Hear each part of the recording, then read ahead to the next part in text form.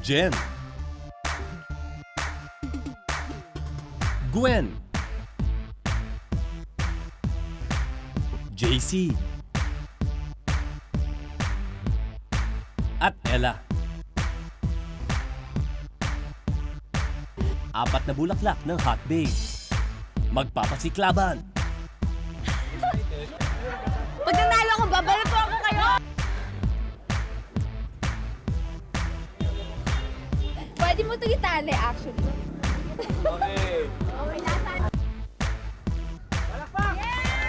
Magtatagisan.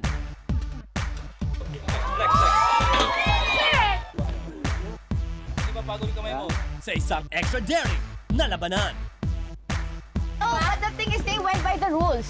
That's why pareho tayo nalo. Told you din naman na gano'n ang turo, just later than us. No. There's nothing wrong with it.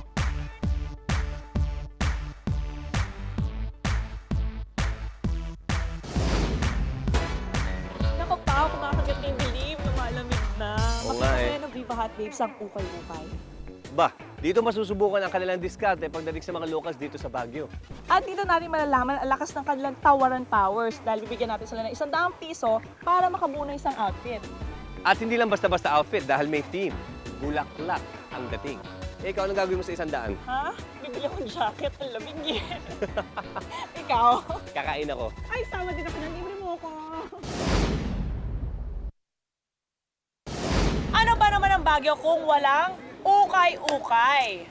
Kaya for your next challenge, kailangan pumunta kayo sa ukay-ukay at Sa budget na 100 pesos, kailangan na ibihis ninyo ang inyong mga sarili from head to toe sa concept na bulaklak. of course. Head to toe. Okay? Okay. So, bahala na kayo. Wala na pesos! Aba, nagre-reklamo na naman! Ano pangalan ng show? Extra At challenge! hindi extra bakasyon. Walang inaksay ang panahon nitong si Gwen. Kauna-unahang tindahang nakita, pinasok agad. Ano po bang hinahanap? Parang dress or top na bulaklak. Tapos, okay. May skirt kayo? Ayan, skirt. Skirt na bulaklak. Hindi bagay eh. Pwede pong ito, ano lang, 50 pesos itong dalawa. Please. Gwen, sigurado ka ba dyan sa napili mo? Pabili na ako ng ano, ng palda tapos tops. Yun. Babalik kami dito. Babalik po kami dito para mag-ukay-ukay. Okay, thank you po. Ang ganda rin ito. Ang ganda rin siya eh. Ito oh, bulaklak. Buti na lang, nakakita si Gwen ng mas bagay na pang-itaas. Actually, gusto ko talagang bilhin dress para diretso. Pero wala akong makitang maganda. Terno, lahat ternos para sa 100 pesos. Ang hirap-hirap yun. Wala silang shoes na may flower eh. Saan?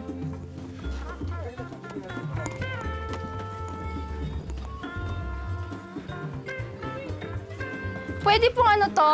50 pesos? Please, miss. 50 kasi yun lang budget namin. Please na, sige na po. Nakikiusap ako. Yun lang binigay nila. Cute. Dito na ba ako magbibihis? Mabilis tong si Gwen. Hindi pa nangangalahating oras, nakabalik agad. Oh, thank you very much. Aba, Gwen, ang ganda ng outfit. Thank you, Pam. Tingnan mo naman ang shoes. Pointed shoes. 50 pesos. 50 pesos. Ang socks. Socks ko yan. Skirt, satin, at may mga edges pa. Talagang usong-uso. So, is this an outfit na susutin mo sa labas? Pwede, kasi maganda naman siya, di ba? Ang mali ko doon, masyado ako nagmamadali. Niisip ko, kailangan maunahan ko sila. Kailangan akong pinakamabilis. Ganun. Na hindi na ako nag-isip kung anong maganda. Samantalang nakapamili agad si Gwen, paikot-ikot naman itong si Ella V at tila hindi alam ang gagawin. Pwede ba 10 pesos? Nako Ella, tingnan mong maigi at pambatang damit yata yan. Pang baby lang ba to? Ay, ganun. Sige nga, bargain mo Medyo na hindi siya. ako masigasig magtawad-tawad. So yun, medyo nahihirapan talaga ako. Kaya wala akong masyadong naisip kung saan ako pupunta.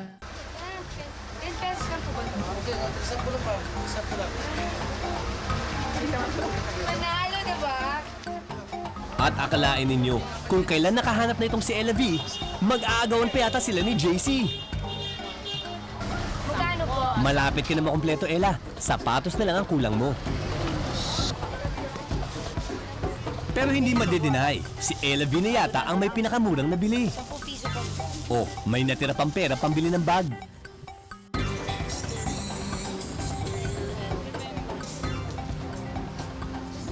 Okay, so, Elvie, pagkano mo nabili yung shoes? 10 pesos? Ako? At ang shoes? 10 pesos. 10 pesos, 20 pesos. Ito 10 pesos, ito 7 pesos. I chose this style kasi anytime. Pagkatapos na makapamili ng damit si Gwen at Ella, tingnan naman natin kung ano ang napili ni Jen at JC.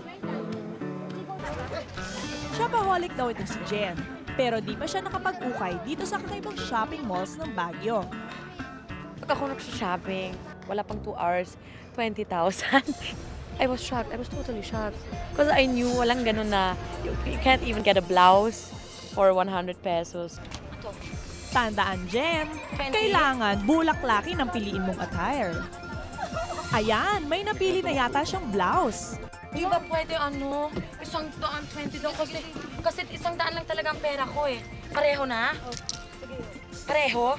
100? Oo. Kumusta naman kaya ang pag-uukay nito si JC? Magkano ho to? 50. Ay! I'm on the budget! Mukhang wala pa siya napipili ah. I have to buy something from head to toe. So sabi ko, matinding tawaran to. Tawa to the fullest talaga yung ginawa ko. Manang tawad na po. Sige na po, maawa na kayo sa akin. 40 na lang po. Sige na po. Nakasave na siya, oh. Sige, makipagtawaran ka pa. 40 po. Sige na po, 40. Please. Yes, 40 pesos. Ito po. I got my skirt. Aba, ang bilis ito si Jenna. May terno na agad siya. Kita ko yung skirt. 80 pesos daw. Then I found this blouse, 20. Nausap ko lang talaga yung mama doon, yung girl. Sabi ko, ate, bigyan mo na yung skirt ng 40 pesos, yung blouse mo ng 10 pesos, tapos yung shoes ng 40 pesos para kasha. Wala pa yata 10 minuto, may napili ng damit si Jen. Pero dahil hindi magkasya ang kanyang budget, nagpunta pa siya sa bantindahan. Sige, tingnan natin kung bagay ang binili mo. Di bagay, no? Dito na ba ako mabibili? Actually, ipatong na lang. Sapatos na lang ang kulang ni Jen at JC. Kaya naman, abot langit ang kanilang pakikipagtawaran sa mga tindera. Balik ako. Parent na lang po. Parent na lang po ako. Talaga. Renta? Ibang klase ding tumawad itong si JC. Opo. Okay, I got my shoes. May bulaklak! May bulaklak! Ano kaya mas bagay? Good luck, di kasya sa akin yung binili ko. I picked a skirt pero hindi siya nagkasya sa akin. Kung meron pa ba kayong ibang skirt na any skirt na bulaklak na ganyan, sabi niya, yeah, meron kami blue. Sakto-sakto, match ng top ko. Ito na lang po, bagay sa damit ko. Brown. Ito na lang po isa. Okay ba? Congratulations, ang ganda ng outfit mo. So, tingnan natin magkano ang mga outfit mo. Well, actually, mommy, I got one more blouse, 10 pesos. Yes, for 10 pesos. And then I asked for the skirt, they gave it to me for 40 pesos. Then the shoes, 40 pesos, chinelas. 10 pesos. 10 pesos. So, total of 90. Then 10 another blouse. top. Yes! Nako, ang galing. Tumawad ka pa ba doon? Or yun talaga yung testing guys? No, tumawad pa ako. At habang pabalik si JC mula sa ukayan, nakalibre pa siya ng hat. I got the hat! Di mautang ako. Wala silang sinabi. Hindi pwedeng manghingi, di ba? O pwedeng manghingi. Kaya sa'yo, ang ganda-ganda. Magkano mo nabili yung blouse? 10 pesos. Aba, 10 pesos ang It's skirt. 20 pesos na tawaran ko. The skirt is 80 pesos yata na tawaran ko siya ng 40 pesos lang. Shoes? Only 30 pesos. It's 150 pero I got it for 30 pesos. Wow,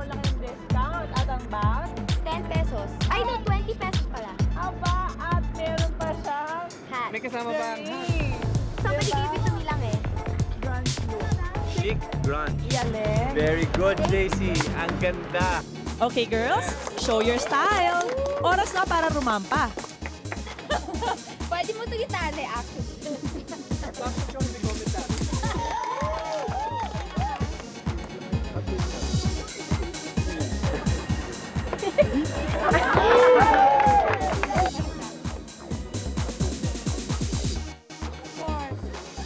Kasi ilang isa.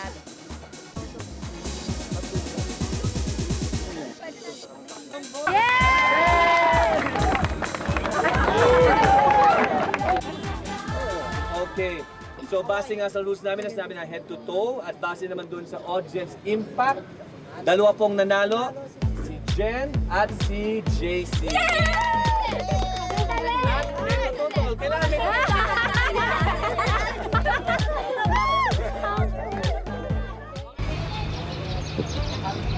Ang sexy ka, no?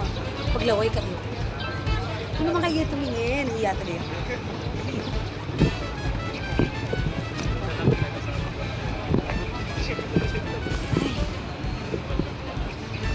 Eto kaya.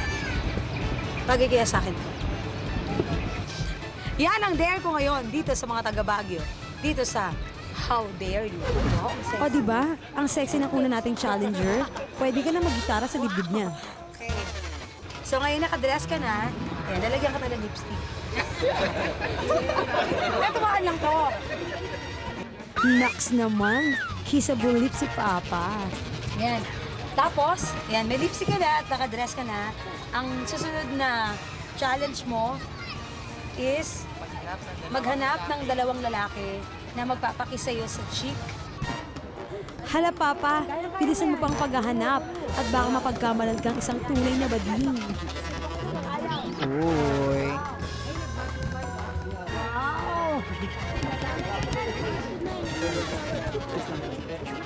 Uy. Yan. Congratulations sa'yo, Jerome. Salamat at nagawa mo yung challenge. At ang prize mo. Ano? Ano yan? Ano prize? Ah, sige. Oh, lips to lips.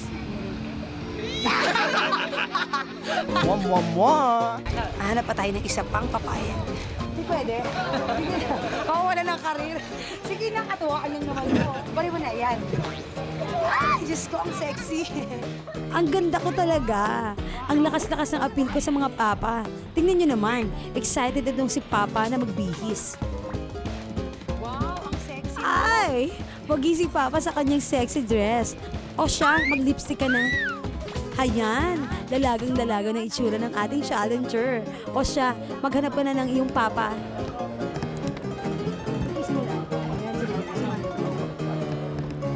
Ayan, nag-mark. Dali na! Dali! Dali na! Dali, ano ba? Dali dito! Ayan, Uy. Hayun, nakikita niyo ba ang nakikita ko? Pwede kitang i-dare to wear this? Ay, depende. Paano depende? Kung magkakapicture ako Ah, sa'yo. sure. Okay. Oo, sige. Aba. Ang taray ng lolo ko Bigyan daw ba ako ng kondisyon? Sige na nga.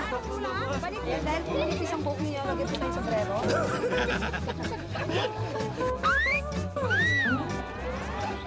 Ayan, okay. Ginawa niya sa Uy, sexy mo pre. Ganda niyo na po, dalagang-dalaga lang kayo. Naks naman si Kuya. Kahit paubos na ang buhok, may asim pa pala Uy.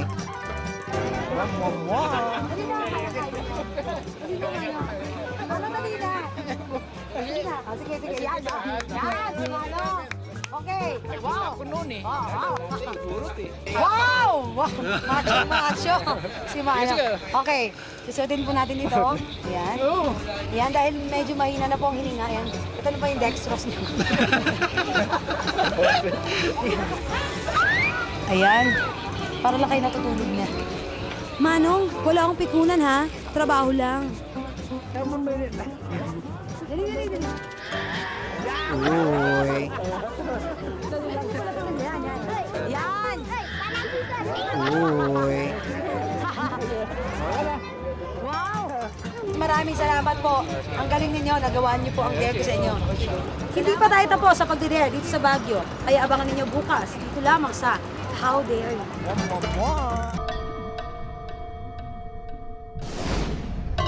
Ito ang Diplomat Hotel. Isang abandoned na building. Dito ang susunod na location ng aming challenge sa mga hot babes.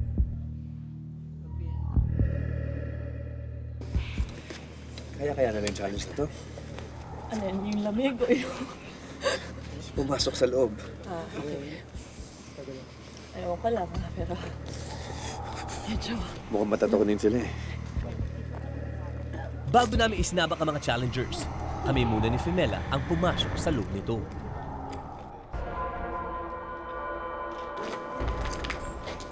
Dali, daming basa din ano.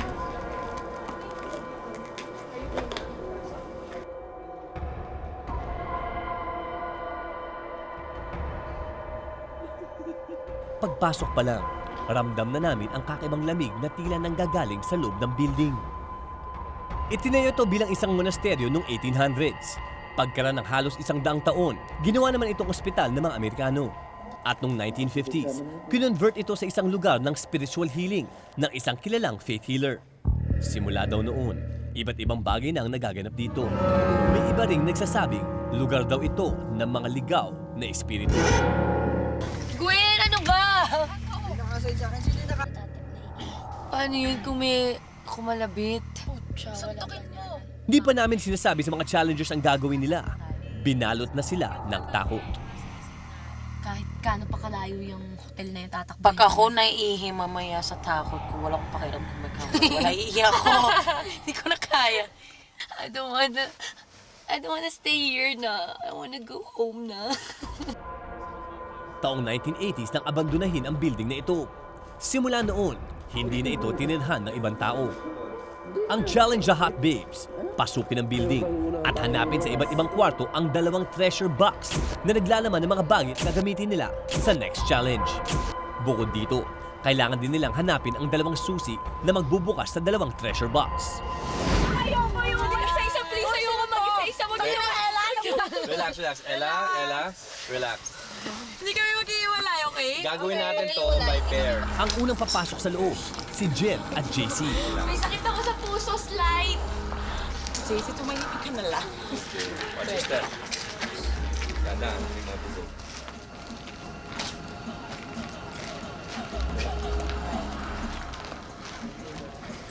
Eh, mabukiwan. Pwede kayo. Bakit naman? Okay. Are you ready to take off your blindfold? Alright. Kami na? Go ahead.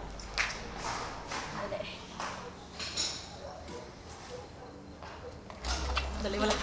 JC, ano ba? Okay, listen first. Ang challenge ninyo, kailangan may magawang 2 bagay sa loob ng mga rooms. At dahil walang sasama sa kanila na cameraman o crew, kailangan sila ang kukuha ng video ng kanilang sarili. Okay, Jen at JC, pasok na sa loob ng building. Abangan bukas! Makaya na kaya nilang pasukin at halughugin ang mga kinakatakutang lugar sa Baguio. Kaya, nakapasok na kami dyan eh. Ano kukunin ko?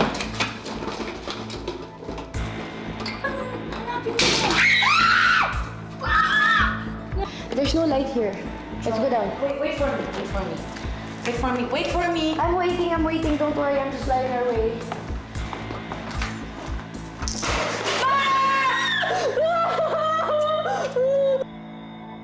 Tawa, itong si Ethel bumibida talaga dito sa Baguio. Mukhang gusto niyang tabunan ng mga Viva Hot Babes.